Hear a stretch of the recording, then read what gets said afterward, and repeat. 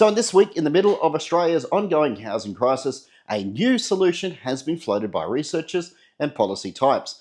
And it's one of those ideas that you hear and you have to check, is this actually satire or is somebody actually really serious? The idea is simple. Too many people live in houses with too many bedrooms.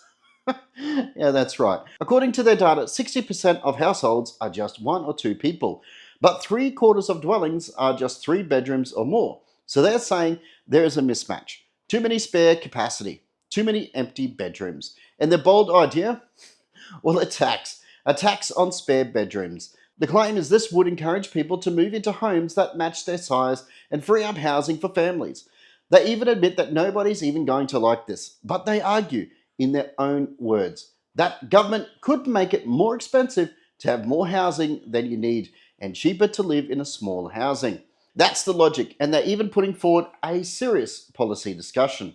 Now let's just strip away all the polite language and call it this absolute nonsense for what it is. It is another case of government and policy experts pointing the finger at everyday Australians for problems that the government itself created. Because who actually caused the housing crisis? Was it the couple in the 60s who stayed in the family home after the kids moved out?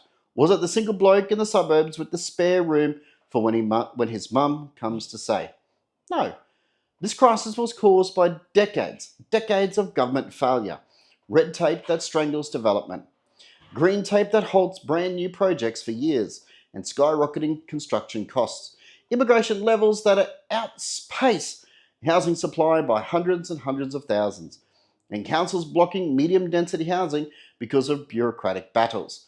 But instead of fixing the mess they've created, they just want to make you the problem. That's right, you, the viewer, the problem, just like they always do. This isn't about efficiency, it's about shifting the blame. Oh, housing is unaffordable. Maybe it's because you've got a guest room. Pay up. It's the same trick that we've seen over and over again. With crime, well, they blame law-abiding firearm owners. With cost of living, they blame greedy farmers or small businesses.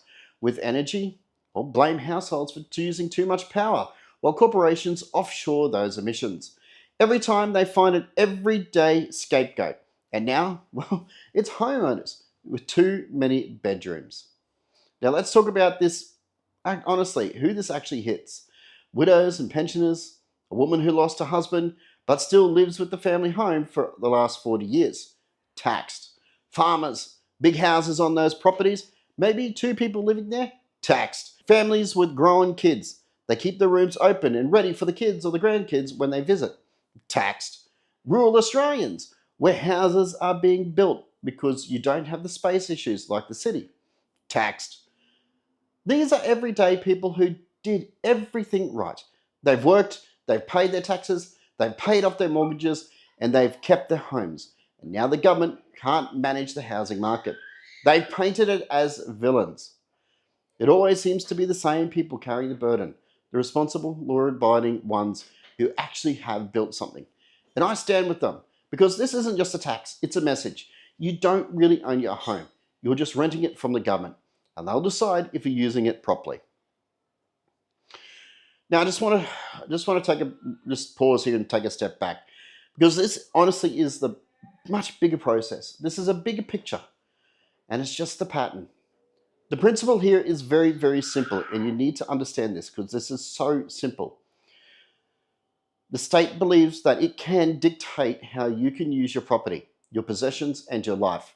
We've seen it in firearms. They tell you what calibers you can own, what firearms that look scary and must be banned regardless of function, how much ammunition you're allowed to buy, how you must store it, transport it, or even talk about it. We've seen it in farming, water rights dictated by bureaucrats, land clearing restrictions, taxes and levies that crush small operators. And now it is in the housing. They're floating the idea that the government has the right to dictate how many bedrooms you should be allowed to have. This is the pattern. It never is about problem solving. It is about extending the control. It's about establishing the principle of your freedom. And, well, this is where it ends. This is where their different definition of efficiency begins. And once that principle is accepted, the door is wide open for more and more. So let me just put this in very easy terms for everybody to understand. Imagine if the same logic was applied to all other areas of life. Do you have two cars but only drive one most of the day? Taxed. Do you have a barbecue that you only use on the weekends? Taxed. Do you own more clothes than you wear in a given week? Taxed. Do you have more food in the pantry than you eat in one sitting? Taxed. It sounds insane, but when you actually say it out loud, that's the exact thinking behind this absolute nonsense. It is the idea that the state knows best how to allocate your resources, that they are more entitled to your property than you are, and that if you don't use something that the way that you want, you should actually pay for it. That's what we're really talking about here.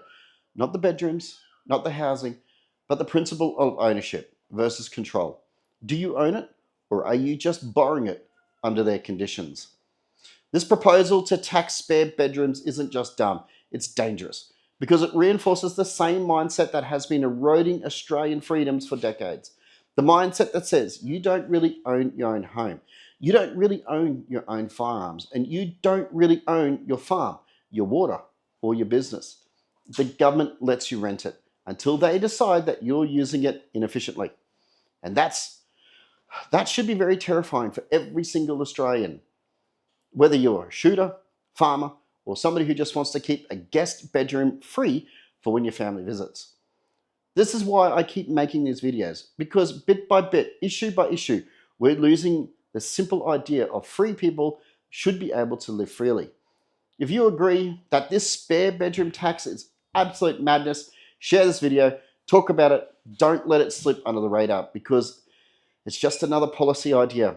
Because today there's bedrooms, tomorrow it's something else. And to my fellow shooters watching this, you know better than anybody else how fast these little ideas can turn into laws that crush freedoms. We've seen it in our sport, we've seen it in our rights, and we're seeing it again and again. Subscribe, make sure you join the conversation in the comments, and if you want to support this channel by staying independent, you know what to do. Share these videos, check out my merch, or even consider becoming a member. Because if we don't push back, then the next brilliant idea will make this one look reasonable. We'll see you on the next video.